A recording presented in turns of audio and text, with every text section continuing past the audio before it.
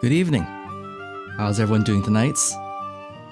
Today I will be doing something a little bit different tonight. Today I'll be going over how to create a new character in SwordWorld 2.5, one of Japan's top tabletop RPG fantasy role-playing games. This is a game that, if you are familiar with light novels and anime, the world that it has built will look and sound very familiar to you. And this game is remarkable because it also uses only 2d6 dice. An interesting thing about how they use is that they use it for everything, all the skill checks and all the power tables. Power tables being how much damage you do. It has scalable charts, which I think might be a little bit different from what most people are used to. But once you're used to it, once you're familiarized yourself with it, it becomes quite easy to use. So without further ado, let's go on to the character sheets. Hello everybody, my name is Kuovadis, and I'll be guiding you through the creation of a new character. Now, it's quite easy to make a new character in SwordWorld 2.5 because it already provides you with a number of pre-made characters to just start off with. For example, this is the human fighter. This is a character that is already available from within the character sheets of SwordWorld 2.5 within the core rulebook. SwordWorld is divided into 3 separate core books, number 1, 2, and 3. Core book 1 only teaches you and uses mechanics only relevant from levels 1 to 5. And in core rulebook 2, relevant mechanics and additional classes from 6 to 10. And in core book rulebook 3 adds additional classes, higher levels, and more mechanics to work with, and goes over mechanics for levels 11 to 15. And with SwordWorld 2.5, you can actually build multiple characters or use multiple classes, because this is a game about multi-classing. Not only multi-classing, but also working together with the rest of your party to make a comprehensive party that can work together. And that's one of the most fascinating things about this game, because you can choose the way that you interact with each other. Your spells and your techniques and your abilities, they all build off each other. And without each other to help, a party will not survive. They won't be able to find success. So being able to work with one another will be everything in this game. So to start, this is the most easiest way you can do. Just take a pre-made character sheets and then just start playing with it. Change the name, make up your own history, and use it right out of the box. There's quite a few different characters you can use right out of the bat. For example, the human fighter is one of them. Let's see if I can get the arts on screen. Where did I put?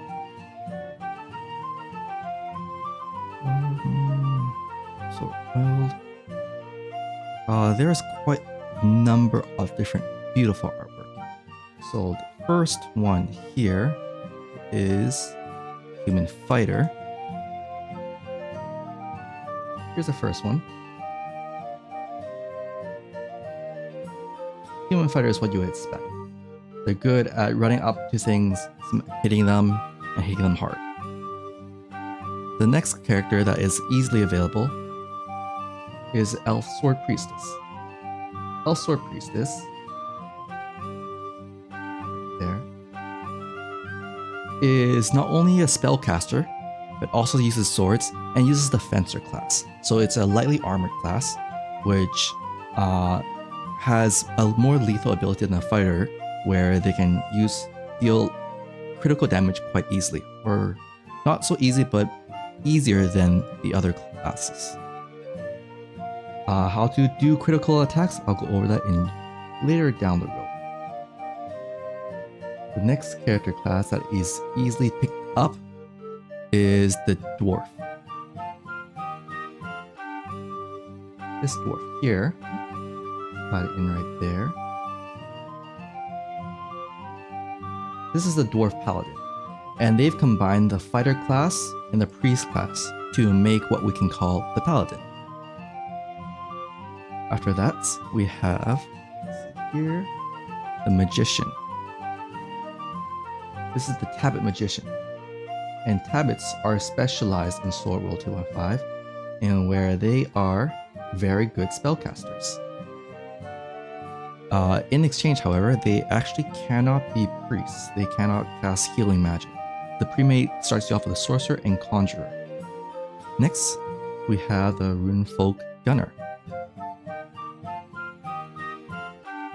The Runefolk Gunner is kind of like a Warforged, if you are familiar with 5e D&D.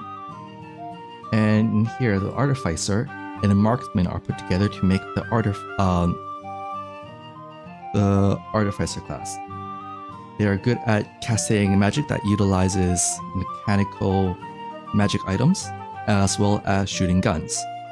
And everyone loves to shoot those guns. Magic guns are very lethal and very strong. In fact, they can actually cut through most armor. And that is something that a lot of people need to look out for. Next, we have the Nightmare Magic Warrior. Now, Nightmare Magic Warrior combines a fighter class and a magic class, in particular, the fighter and the conjurer class. What's special about the Nightmares race is that they are able to ignore spellcasting requirements. So these are the base. Oh, and the last one, there's one last class. That would be the Lycan's Grappler.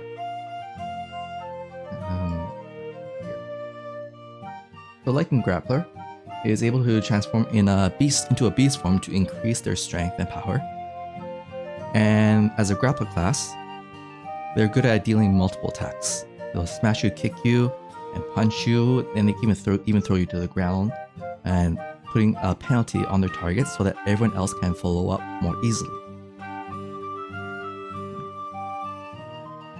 Now, so these are the main classes that you can find in Core Rulebook 1. There's quite a few more that are available in the rest of the Core Books 2 and Core Books 3, but for now we're just going to start with the first character that are available here. Let me just move these images, and here we are, back to the character sheet. So we're going to start with a new character sheet, and we are going to, let's see here, start building a new character. The first method, as mentioned, was just to use one of the basic character sheets and just change the name.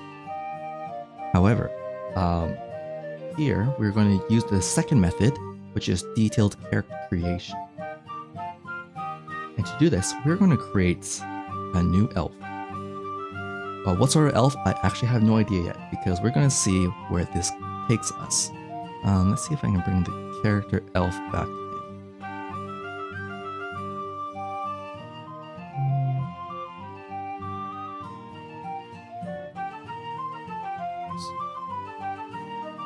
It's too...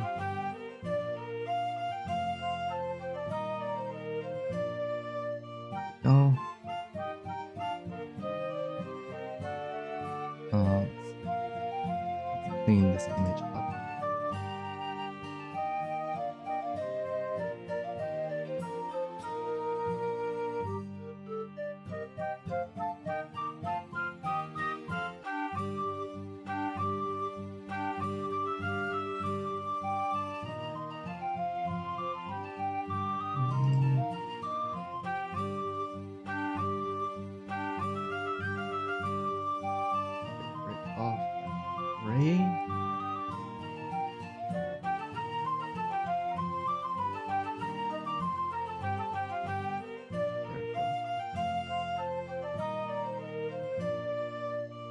Alright, now let's move that into place.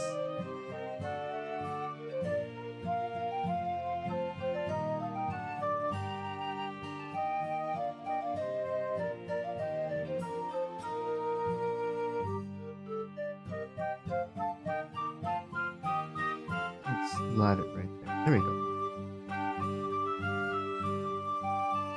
Oh, why are you blocked? Block by. Okay, we got this. There we are. We have the arts in there in the top left. Now let's get started, and we are going to make this an elf. And it's a female elf. Let's make them age 20. Racial abilities. So the racial ability of the elf is dark vision. Not every race in Sword World has actually dark vision. Which if you're familiar with 5e, a lot of races have dark vision. Unlike this game, dark vision, not so much. If you do not have dark vision, penalty of -2 to your rolls when you are within the dark. The next ability is Swords Grace, turn into water. Now what this ability does is that it allows elves to move freely underwater as on land. Also, while underwater, they can hold their breath for up to 1 hour. Outside of water, their breathing rates would still be the same as other races. After spending 1 hour submerged, they can spend 1 minute breathing normally. Elves can also speak normally while underwater, which means they can also cast spells while they're underwater. That is a huge, what would you say? Huge bonus on top of other races that most people usually don't have. They also gain +2 fortitude and willpower against poison and disease type effects. So if you're familiar with 5th edition from D&D, that's similar to Constitution or willpower saving throw. Now, let's see what their background is. The background of the elf in Sword World has a couple of different varieties. Oops, wrong thing to do. Where is that image?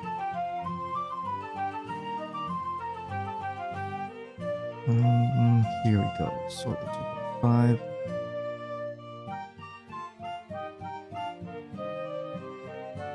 Here we go. Where did I save that image?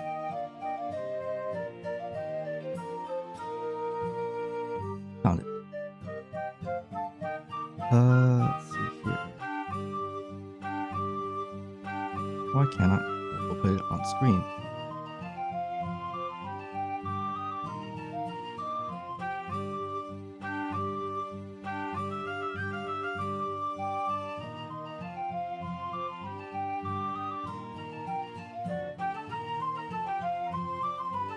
Where did I put that image?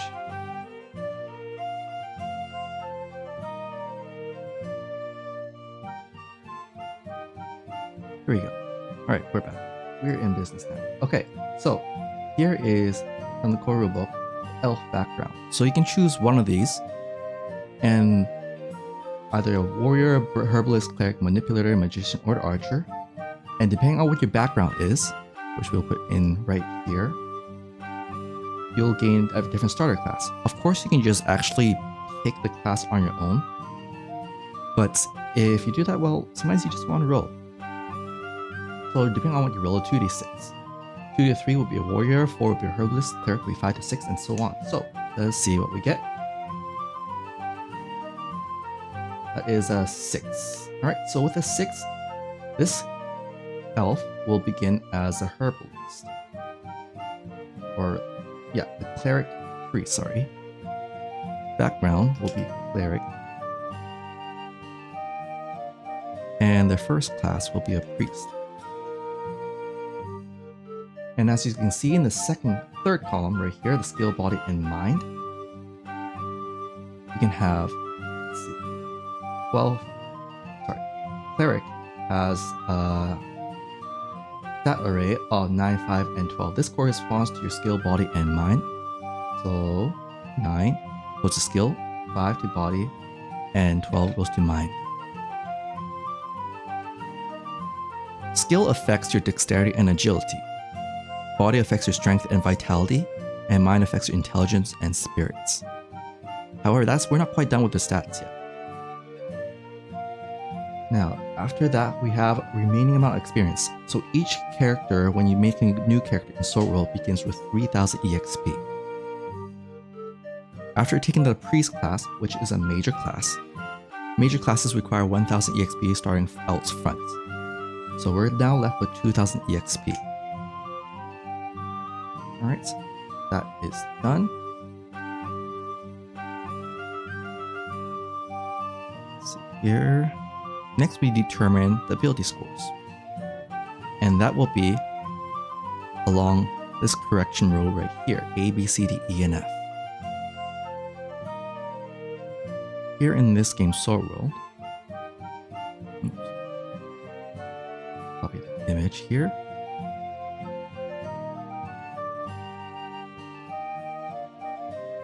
So, each race in Sword World has a different stat array. As you can see in this one here in particular, L starts with A in its rank of, in its ability correction for A level, which corresponds with dexterity, a stat array of 2d6. So we roll a 2d6, and we got, that's 4. 3 plus 1, so you get a 4 right here. And so 4 plus 9 equals 13 dexterity. You then divide your ability score by 6 to find your ability score modifier, becoming 2. Let's go down the column. So now for B,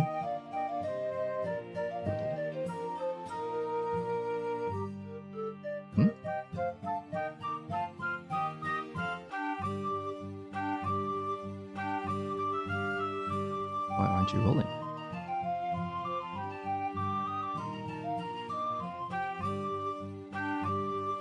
Oh, dear. Okay. We have a minor issue right here, as the dice do not want to work. Let's get rid of this and make a new one.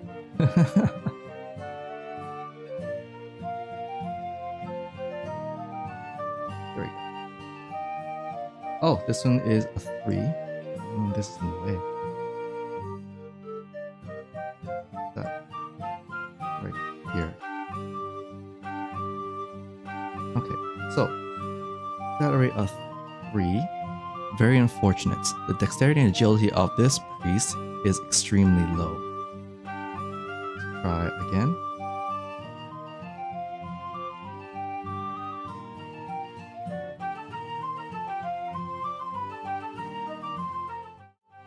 Why is it not working? Just a moment. Excuse me as I try to fix this.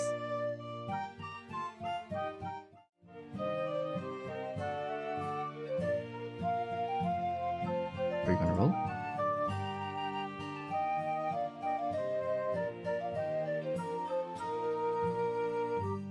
Ah. I think I know the issue. There we go. Right? No?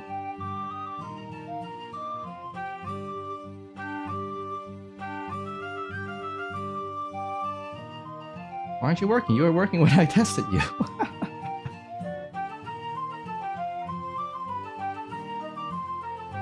There we go. Okay. There we go. Well, that is not the optimal way to do this, but that works. Okay, so let's try again. Test over. There you go.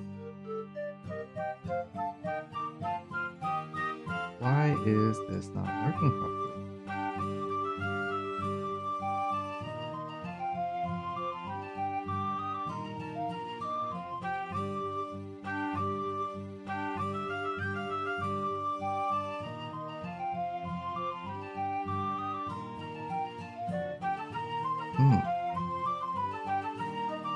This is very unfortunate. It was working fine earlier. Oh, there we go. Do you want to work now? Okay, now it's working. Good. Alright. Okay. Let me fix that shortcut again. Of course, it's going to be scuff. Alright then. Okay. You wanted this way, you got it. Alright then.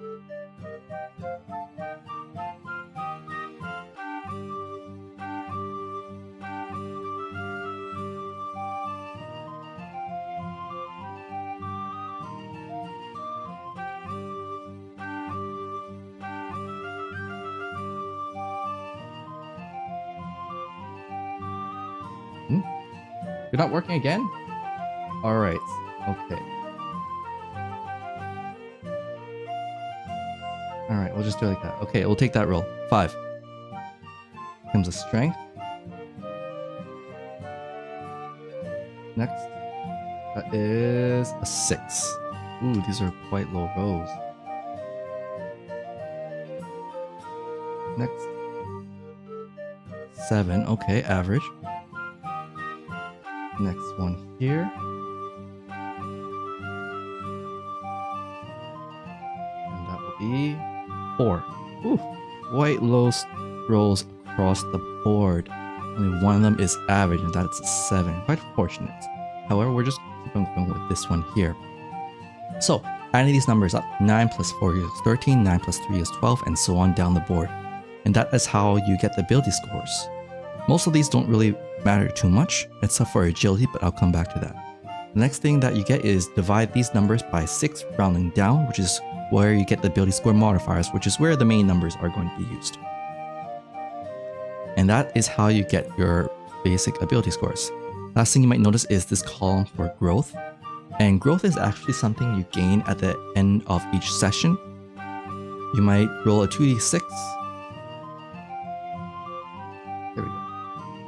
And you get a 1 and 2.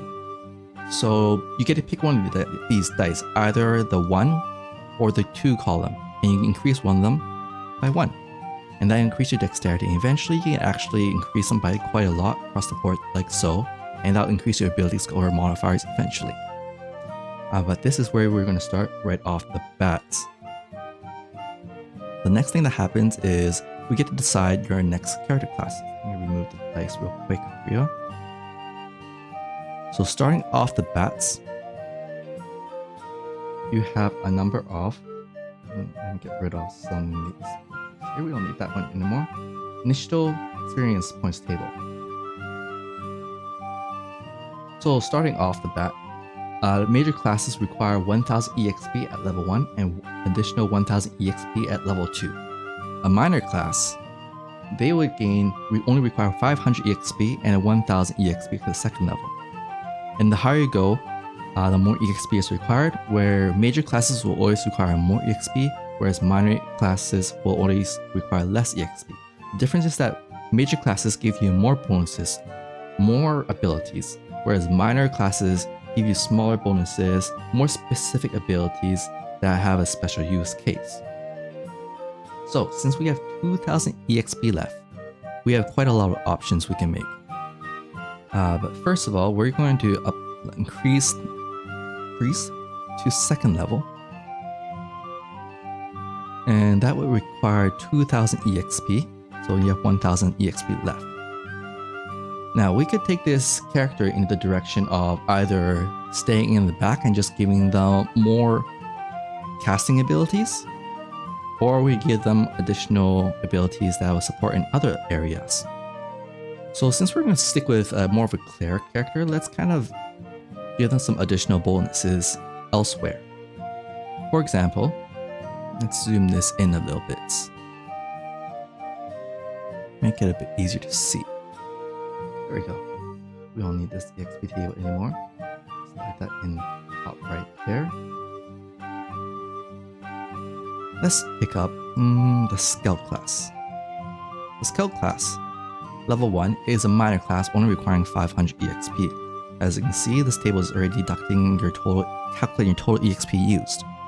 The Scout class is actually one of the few ways you can gain a lot of skill bonuses. Without taking these skills, or taking these special classes, then you won't be able to roll any classes properly. Oops. Let's see here.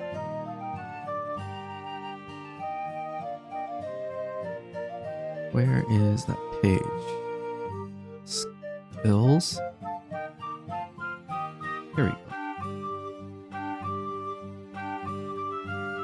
So to take a look at all the different skills in this game, there's quite a number.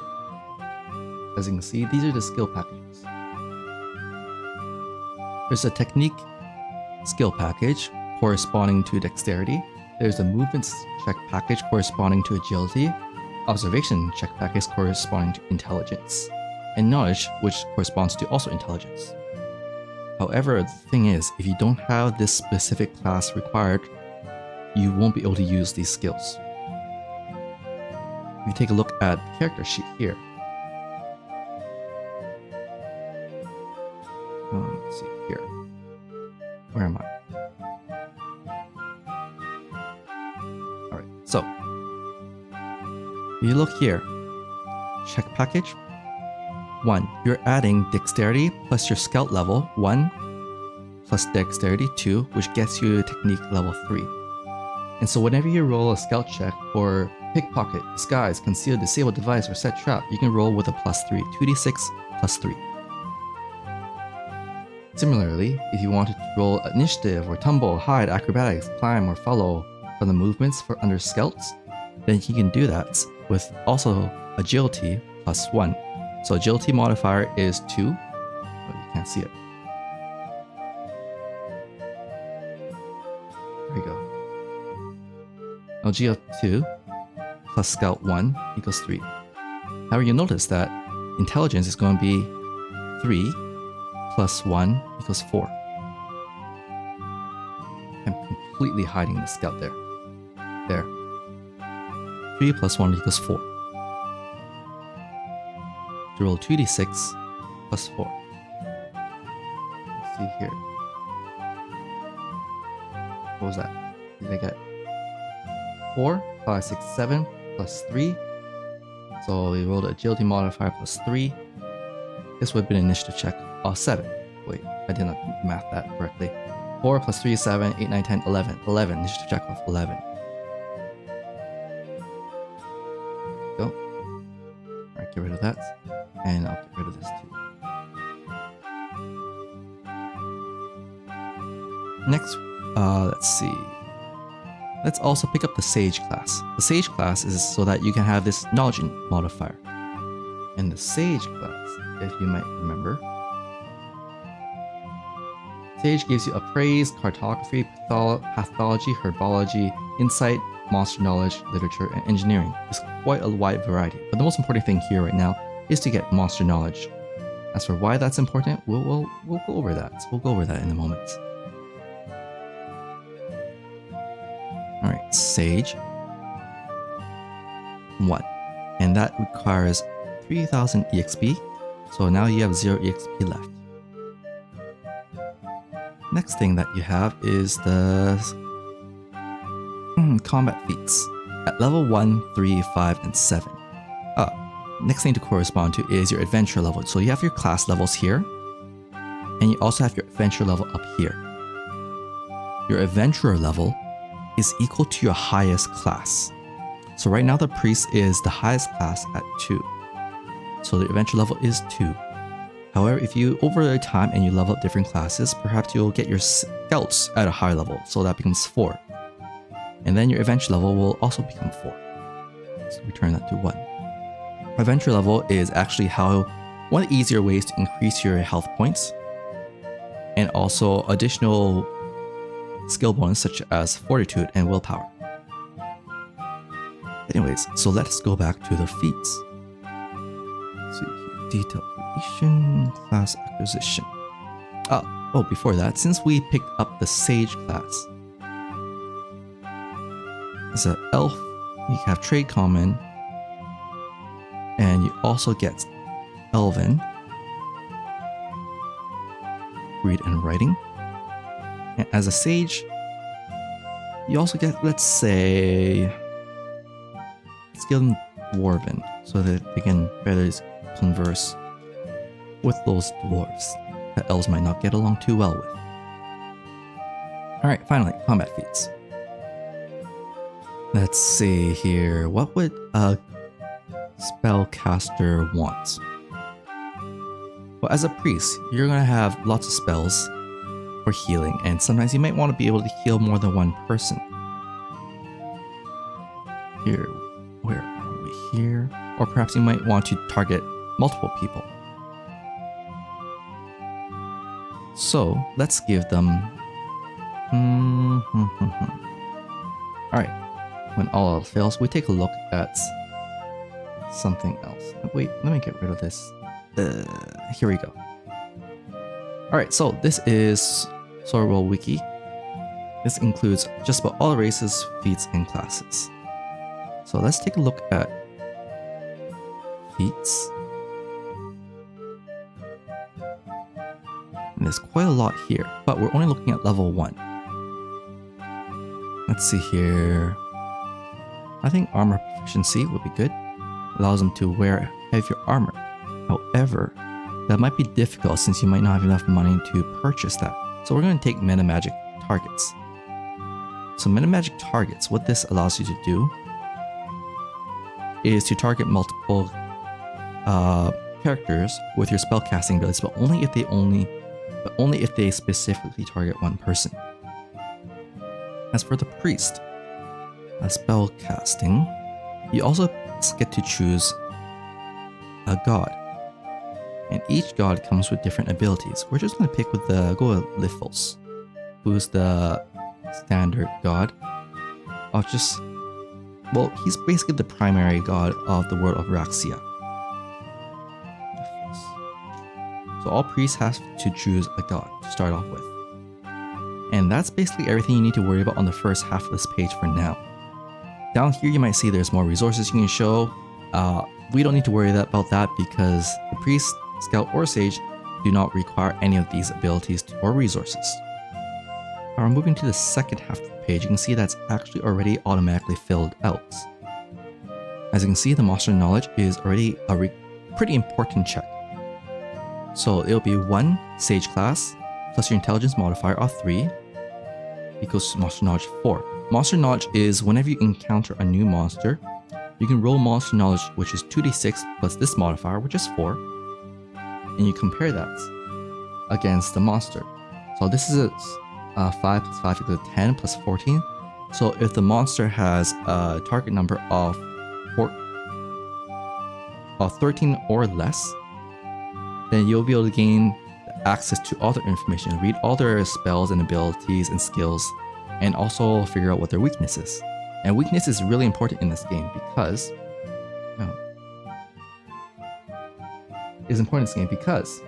if you have the weakness, you're probably able to deal extra damage to whatever character you are dealing with. Why did that disappear? Why did you... excuse me here as I fix this image. Why did the chroma key disappear? And let's see here.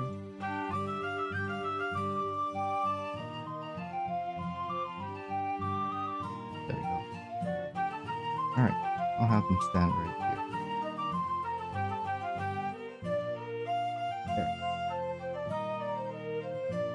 Alright, so you'll deal extra damage based on whatever the weakness is. So let's say you have a monster that is weak to physical damage.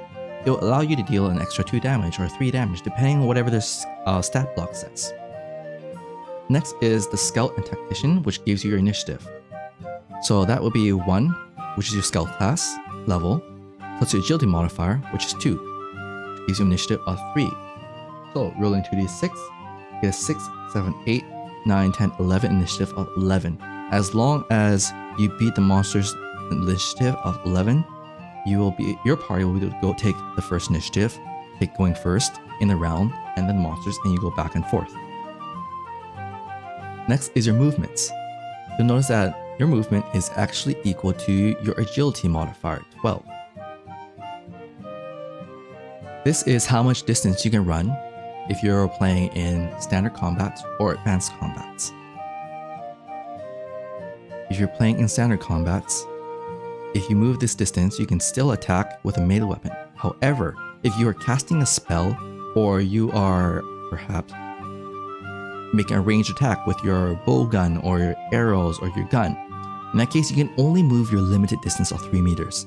This is pretty standard across all characters, so you can't move too much while also being mobile, while also making ranged attacks. However, there are certain classes that will allow you to circumvent this, but that's not the here and now for this. Next is the full movement here. So if you decide not to attack, not to cast any spells, but you're just going to dash, so you take your move action, and then you take your action to move again. So that's your dashing. And that is going to be 36 full movements. That's 12 agility. That's your 12 ability score from agility times 3 equals 36. Now, next we take a look at their combat abilities. You'll notice here that this priest elf has no classes in fighter, grappler, battle dancer, fencer, or marksman. They're not a warrior class at all, which means they do not have any proficiency in using melee attacks or dealing extra damage, which normally would be an issue. However, this is a priest. We're going to rely on another character to flesh this out. For example, this human fighter. They're probably going to be up front, taking the tank and soaking the damage for you, so you don't need to worry about that. But without the warrior class, essentially, even if you do have a melee weapon, if you don't have a warrior class, you will not be able to do effective damage.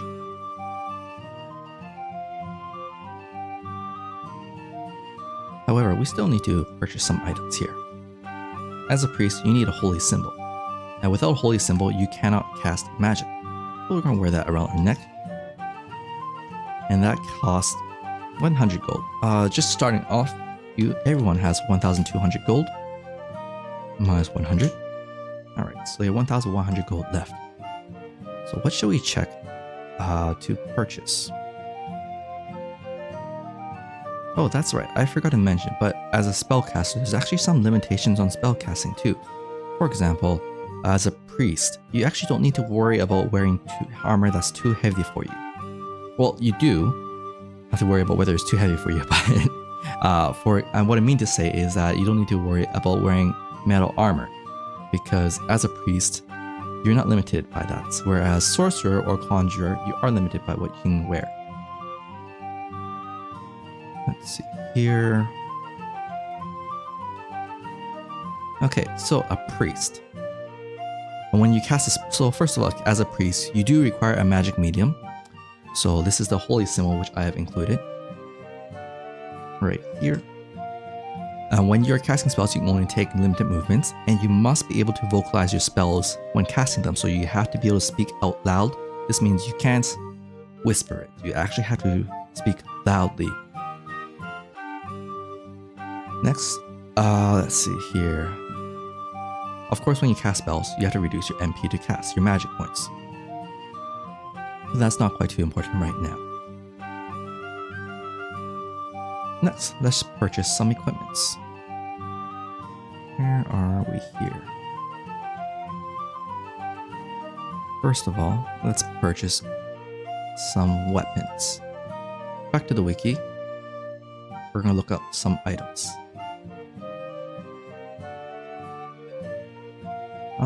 What weapon should they use? Well, first of all, I do want this priest to have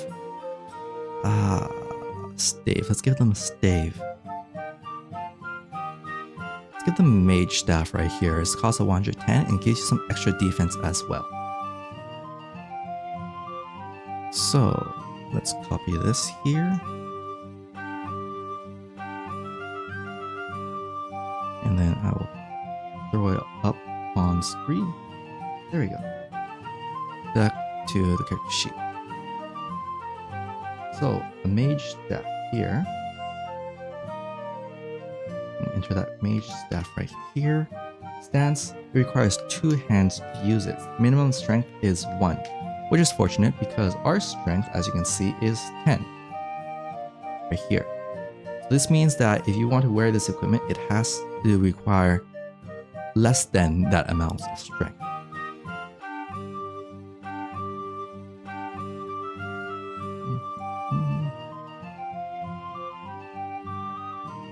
Move that there.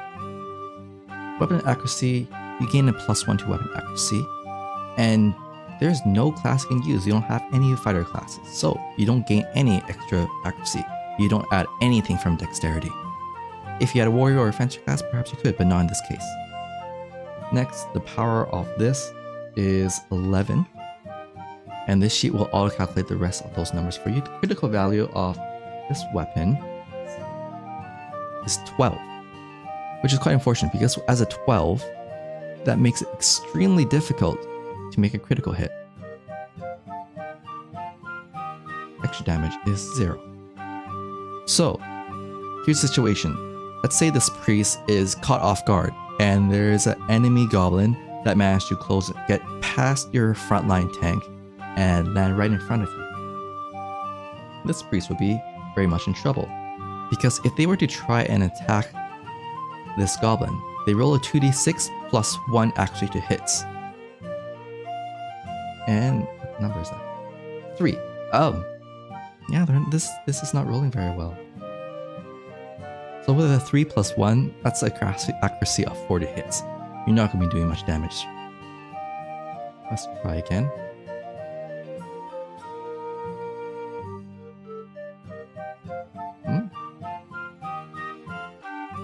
Why must you do this to me?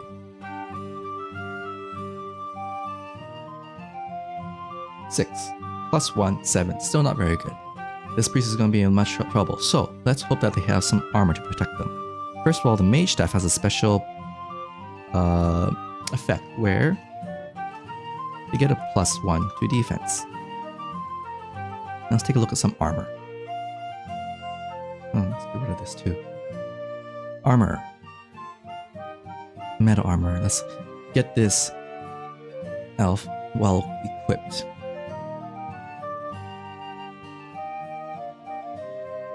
Let's see here. This is unfortunate. They can't wear metal armor. They don't have high enough strength because you need 15 strength. Where if you might have recalled, this elf only had 10 strength. So we're going to need to look into non-metal armor now. What do we have? Soft leather is the best that they can equip. So it requires minimum strength of 7 and gives you defense of 3 at the cost of 150 gold. Oh, I forgot to deduct 150 from the mage staff too. Okay, 800 left. So they're wearing soft leather. Minimum strength requirement of 7 gives you +3 defense. No evasion. Once again, evasion is another skill proficiency that unless you have either fighter, grappler, fencer, or battle dancer, you won't be able to evade. You roll a 2d6, no matter how many 2d6 you roll. 4. Why does this elf not roll very well?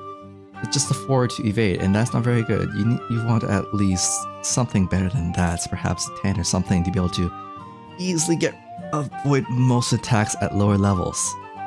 And this is why you need this fighter up front. As you can see, they have a... let me zoom in here to make it easier. They have a base evasion of 4. Agility plus their fighter level. So fighter level is 2, agility is 2, 4. So if this fighter were to roll evasion, 5 plus 5. Really? Well, on top of rolling very well, this human fighter would have rolled a 14 to evade, which is very good.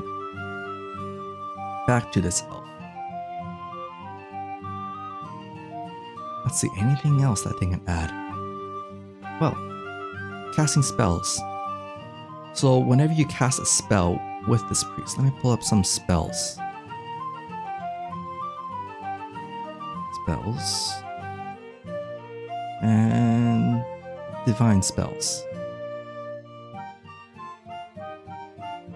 Let's see here. Cure wounds. Cure wounds is important because it's a healing spell. So you want to cast Cure Wounds. The first thing you always have to do is roll a spell casting check.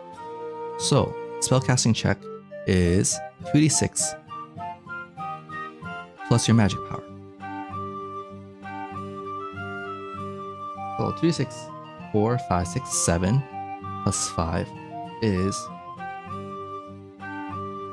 7 plus 5 is 12. 12. So on a spell casting check, the only thing you need to worry about is rolling less than 2. So basically rolling a 2. If you roll a 2, which is 2 ones, that's basically a fumble. And you don't want that. That means that your magic power is wasted. You don't get the effects of the spell. However, if you did, like we just succeeded, you would then take a look at what this ability does. This targets one character. It immediately takes effect, it can be negated if people try to avoid it, and there's no need for any preparation time. It does require one major action. There's a heals power 10 plus magic power damage, so power 10 is this power 10 table. So let's roll the dice. 5 and 5. So it's a 10. So power 10, 5, and then you'll add your magic power 5. So once again, we rolled a 10. We consulted this power table. This is confusing. Let's roll again. Too many 10s makes it difficult. Alright, easier. 4. Consult the table, roll a 4 on this power 10 table. That corresponds to a 1. Very unfortunate. So you then need to add your magic power, which is 5. So 1 plus 5 equals 6. You heal 6 HP to a character. Might not sound like a big number, but at starting levels, it is. As you can see, this elf only has 17 HP. 17 is not very much. Now you may ask, how does the character get their EXP? How do you calculate EXP? Well, that's actually quite simple as well. The calculation of HP is actually vitality plus adventure level times 3. Coming back over here, vitality is 1. That's not very much. However, the bigger number is adventure level. So adventure level times 3 is... Wait, what? Adventure level times 3. 2 times 3 is 6.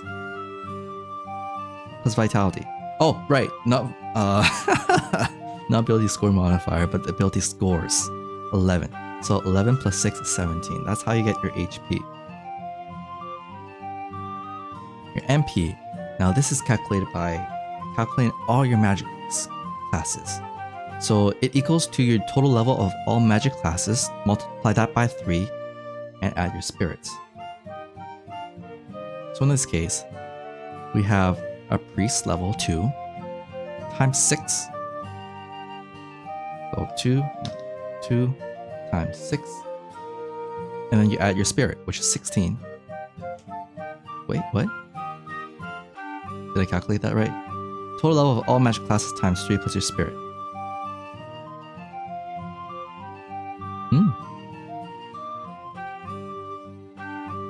2 times...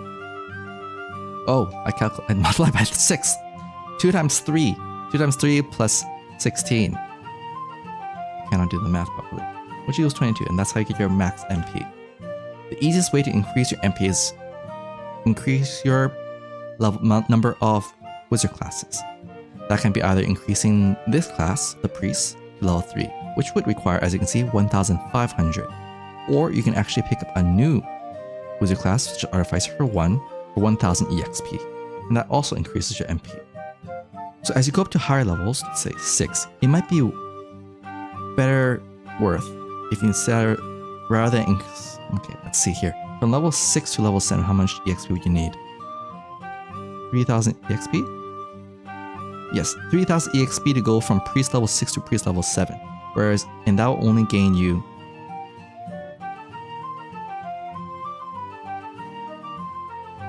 quite a lot of MP. But for the same amount, if you just pick one level of Artificer, you get the same amount of MP.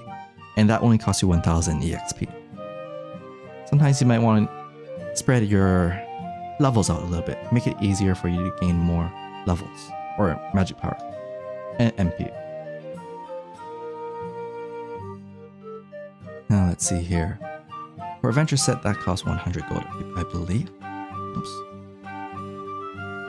It's minus 100. And that's basically it. This is basically how you create a character. Yeah, that's pretty much it. As you can see, this character sheet actually makes it very easy to create a new character. So let's make a new one. Let's start anew. We'll need to make a new character sheet, and let's speed it up a little bit. Make a copy of this sheet. And call this character 2.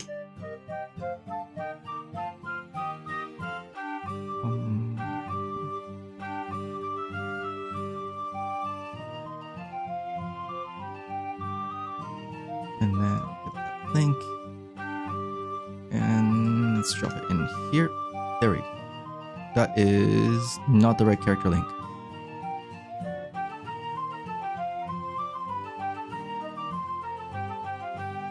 Ah, that's right. Let's just start anew. 1, 2, 3, 1, 2. Let's clean this up.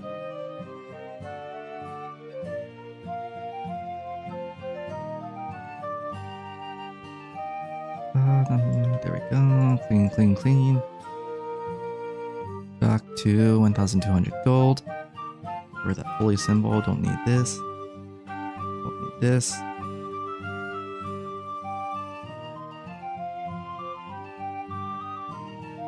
Clean that up. Clean that up. Alright. What should we make next? We got quite a few races we can make here.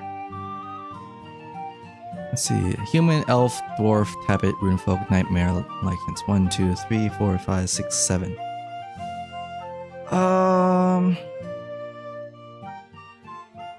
Okay, ignoring the elf, let's roll 1d6. Taking the number on the left. 2. That would be a dwarf. Let's make a dwarf. Select the race. Dwarf. Dwarf. Let's say that they are 30 years old. Let's make a male dwarf this time. Where is that male dwarf image? We don't need this elf here anymore.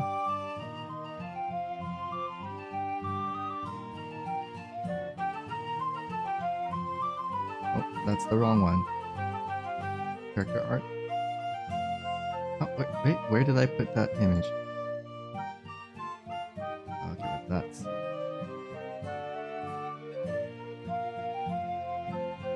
Get rid of these. There we go. There's the elf. Get rid of that elf. We don't need the elf anymore. We're gonna make a new character. We are going to... Where did I put it?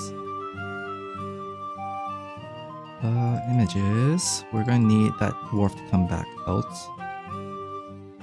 Here we are. Dwarf. Mr. Dwarf. And then let's clean up this image.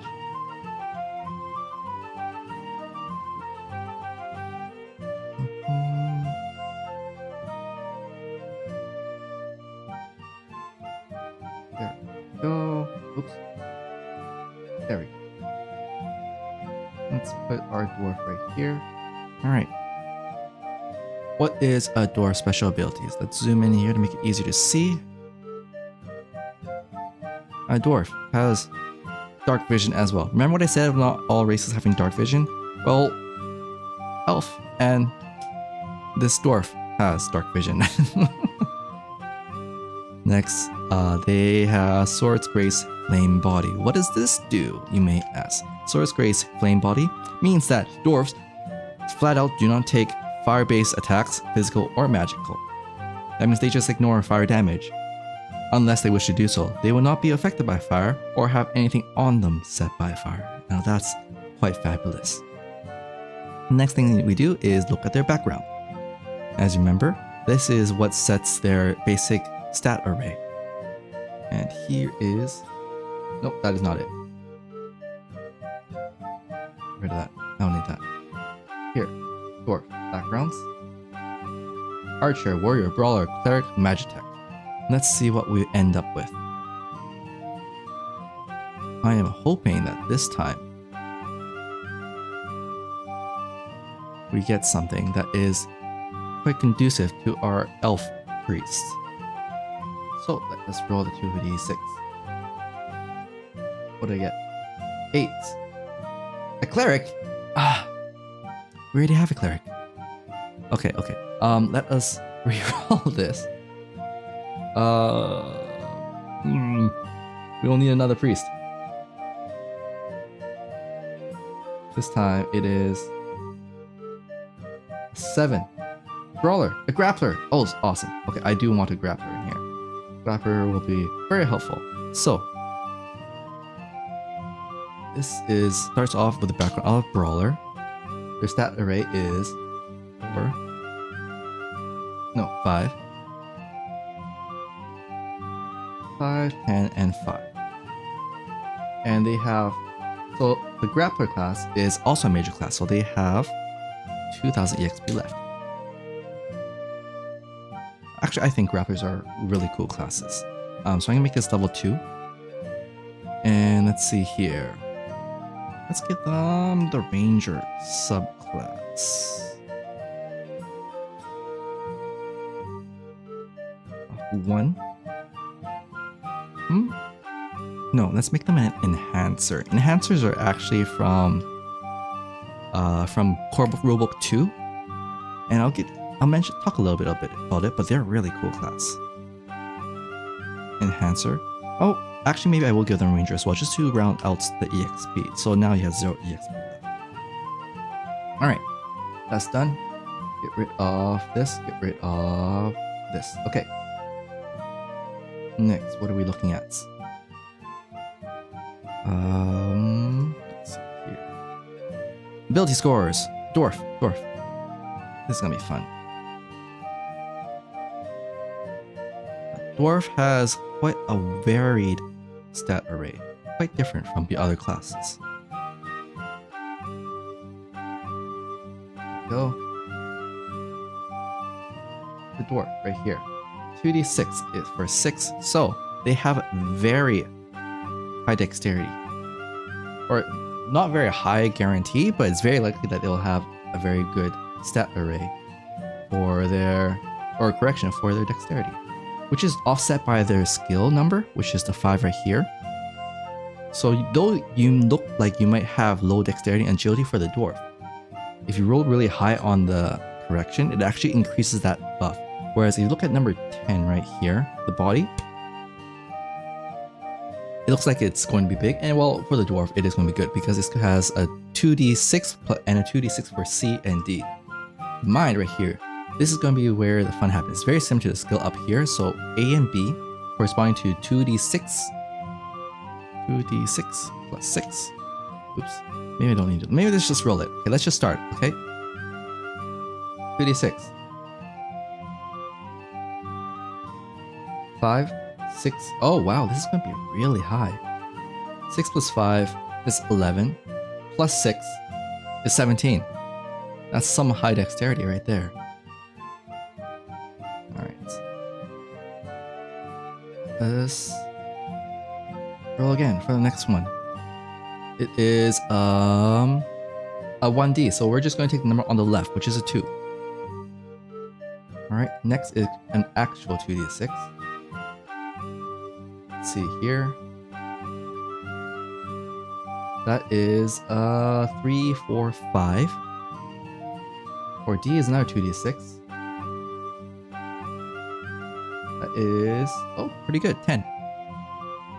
Alright, so E is going to be another 1d6. So I'm just going to take the left number. And that will be a 2. Very unfortunate. And then final one is a 2d6 plus 6. 6, 7, 8, 9. 9 plus 6, 15. So as you can see, depending on what your stat array is, you might roll really well and start with a very low base number. So for example, the skill you had 5, but plus the 17 roll, you get 22 dexterity. Whereas the agility is very low.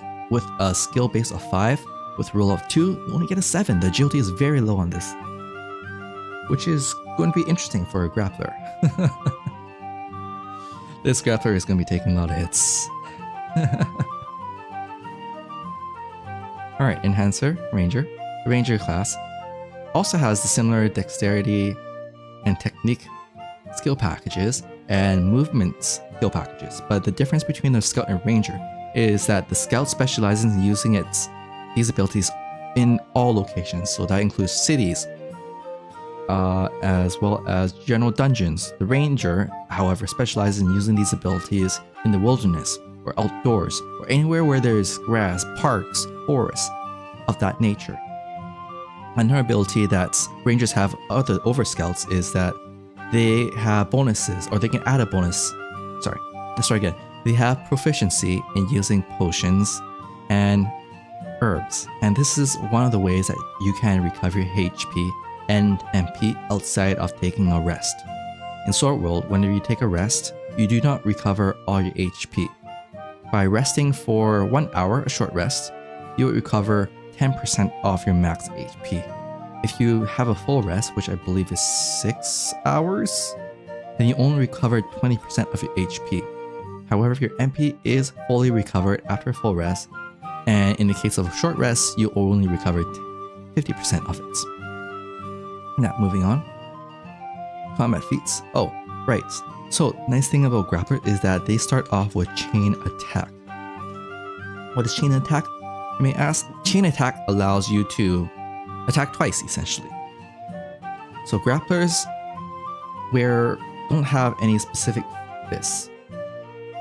Well, no, they don't have any specific weapons. No, that is also incorrect. They have specific weapons and specific armor that they use. They punch with their fist or kick with their feet. Their punches are pretty good accuracy. They have pretty good accuracy, but they don't deal very much damage. On the other hand, their kicks, they deal more damage, but they have less accuracy. Their final ability is to simply throw things to the ground. And when you throw something to the ground, they take damage, like normal, and they also take a -2 penalty to all their skill checks and action checks until their turn. Until they get up at the end of their turn. For their turn, they have -2 penalty until the start of your next turn. Alright, combat feats. What combat feats should we give this grappler? Let's take a look at what sort of feats are available.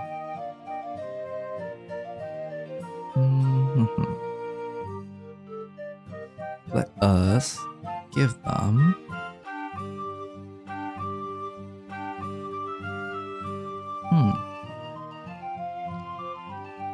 Armor Piercer looks good. What does Armor Piercer do? Oh, let me get rid of this. Dwarf stat block. Grappler class, 1 melee attack. When a melee attack is made, for that attack, the target's defense is treated as half rounded up, but the critical threshold is increased by 1 for more damage. And a critical hit will never occur if the threshold is 13 or more. When attacking multiple characters, select one character at random from among those hit. The above process is performed when applying damage to that one character, and this target selection is made before determining damage. So let's see here. Target. Oops. Armor Piercer. 1. This is a grappler only ability. Oh, wait, this is not a priest. So this is a grappler only ability. This allows you to ignore enemy defenses. So remember how that priest elf had 4 defense? So if this was the enemy, it would immediately cut through that defense by half. So you deal extra damage too. Deal the original damage you were supposed to do. Because in this game, whatever damage you were supposed to deal to an enemy, it is reduced by the total defense of your target. So let's say this priest was going to take 8 physical damage. You would reduce it by 4 thanks to their defense, so they only take 4 damage. Okay, let's see here. It's a dwarf trade common. You also do dwarven. Yes and yes. And then enhancer. Enhancer. What is enhancer? Enhancer is basically the ability to use key techniques.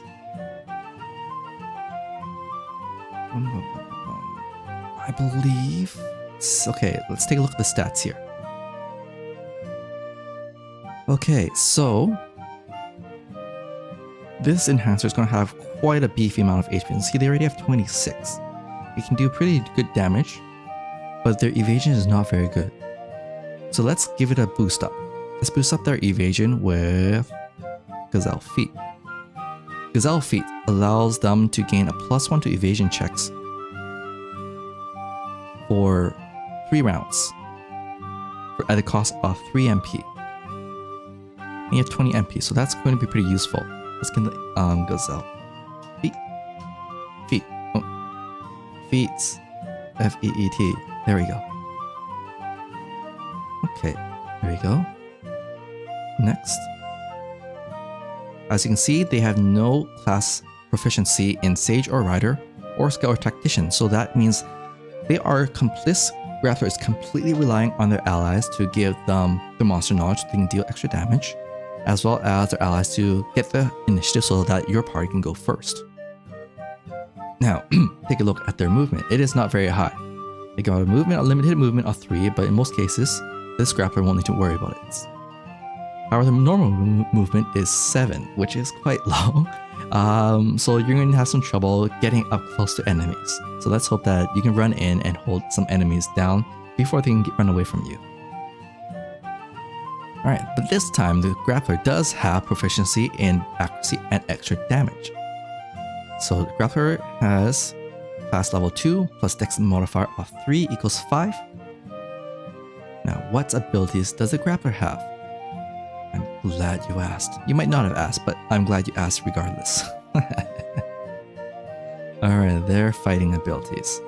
They've got 3 things that they need to equip. Wrestling weapons. They have to punch, and kick, and throw. So we're going to start with throw first, because that doesn't require any weapons to be put on. Throw. And that is... Oops. Throw, minimum strength 0, power of 10, and critical 10. Crit value of 10. Wait, it said 10, right? No, it said 12. Oh, crit value of 12. Power 10. Stance is two-handed. Requires 2 hands to use this ability. Grappler. As you can see, accuracy is 5 already. So 5 is the base accuracy, there's no bonus from using the throw ability. And the extra damage is 4, which is basically just a strength modifier. Next, take a look at some weapons. What is their character's strength? Their strength is 15, so let's look at how strong a weapon they equip. They can actually go quite high to Shin Plates and Shin Guard. Shin Guard and Plate only affect your kicks. So let's take a look at something for your hands, which is Iron Knuckles. When the Iron Knuckles costs 100 gold. Iron Knuckles. One-handed weapon, which means you can actually attack twice with it, because of this grappler's chain attack. You attack once with your left hand or right hand, and you can attack against with the other hand. And this weapon requires 5 strength.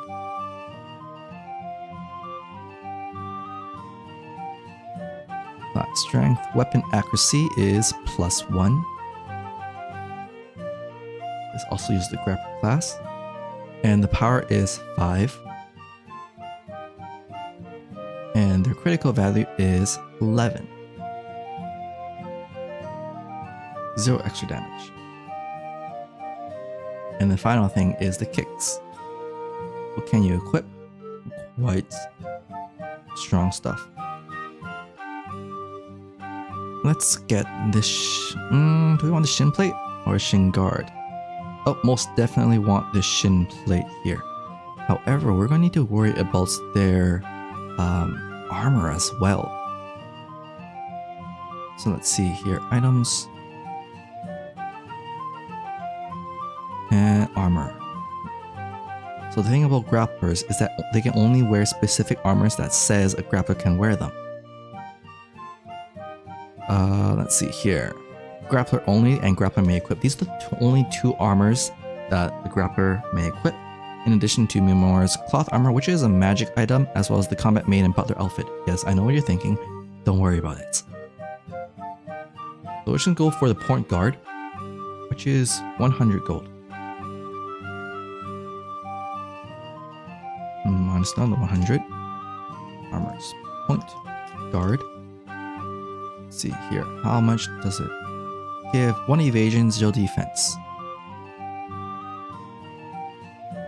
1 evasion, 0 defense.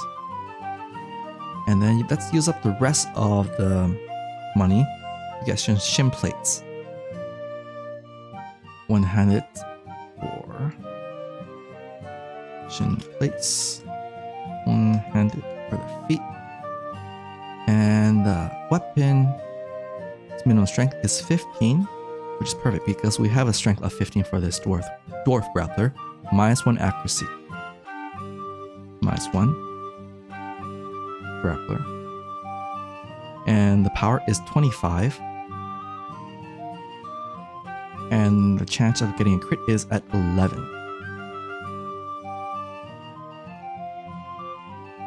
So, I mentioned earlier that kicks have lower accuracy, and you'll notice that all the -1s here, -1, -1, -1, -1, -1, these are all due to it being a kick. However, the punches have +1, +1. Don't worry about the tail. Iron Knuckles and the Cestus all have a +1 to attack, which means that the Iron Knuckles, your punches are most likely to land a hit. So if you are fighting an enemy with high evasion, you're going to want to punch them. You can punch them twice. You're fighting something with low evasion. Let's go for something a bit more risky. Let's go with accuracy of 4. But you're going to deal much more damage, as your high damage here is a 10. Whereas your Iron Knuckles only deal 5, but you can attack twice with both of them. So you can kick twice or punch twice, or you can punch once and then kick once. That's the cool thing about the grappler. And in case that they have good evasion and you want to help your allies pile on damage, just throw them to the ground.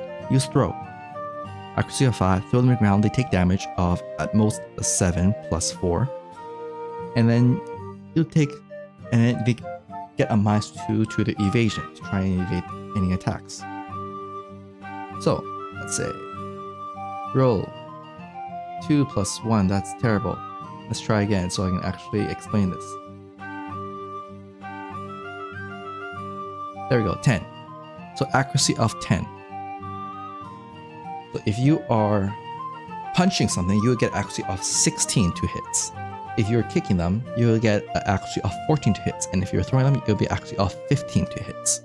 Versus their evasion. You need to exceed their evasion. If you only meet it, then your target will still evade your attack. Next, let's check out your damage.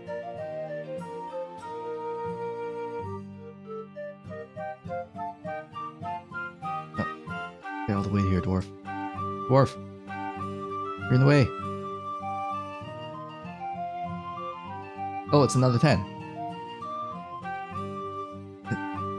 Dwarf. I'll make you small up here. There we go. Stand there. Alright, so with the 10, let's get this out of the way. Look at the 10 column. If you were to throw, or if you were to have punched them, you would have dealt 5 plus 4 damage. 5 from here on your power table, plus 4, which is your total extra damage. If you had kicked them, you would have done 8 damage plus 4. For a total of 12 damage minus their defense. Alright, their evasion is 3, which is 4. They have no defense, which is why this dwarf is thankful for their huge HP.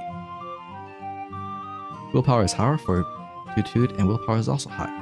And that's basically it. That's character creation. I mean, you could always spend some more money to purchase some stuff. Oh, I think this is 580 for the shin guards. 420. Huh. You can always buy more items. Let's say you're getting a healing potion, and those cost like 100 gold each, I think. And then let's get some healing grass too. Healing grass. And times 2. I think they're about 50 gold each. So let's say another 100. So the neat thing about Ranger is that they can add their skill bonus and either their dexterity or intelligence bonus depending on what they're using. If they're drinking a healing potion, Rangers can add their intelligence plus Ranger class. If they are using the healing grass, which can only be done outside of combats, it's their dexterity modifier plus their Ranger class. And with that, this character is pretty much done. So what would this character do? During combat, they'll go up front to the front lines, relying on their evasion and their high HP. And they'll activate Gazelle Feet, -3 HP and -3 MP. Gain a +1 to their total evasion. For a total evasion bonus of 5, which is much better than our previous elf, who had 0. But at least they had defense though.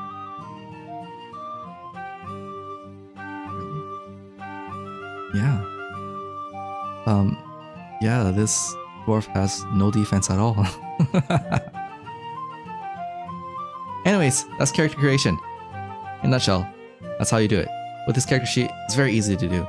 The links to this character sheet is in the description below, as well as to the links to the subreddit for Sword World, links to the Discord for Sword World, where we gather and talk about Sword World stuff, translation project and such, as well as the links to the character sheets. I've included a link to the PDF character sheet, as well as the character sheet for the one I'm using right now, which is this one-pager character sheet that auto-calculates just about most things you need to worry about.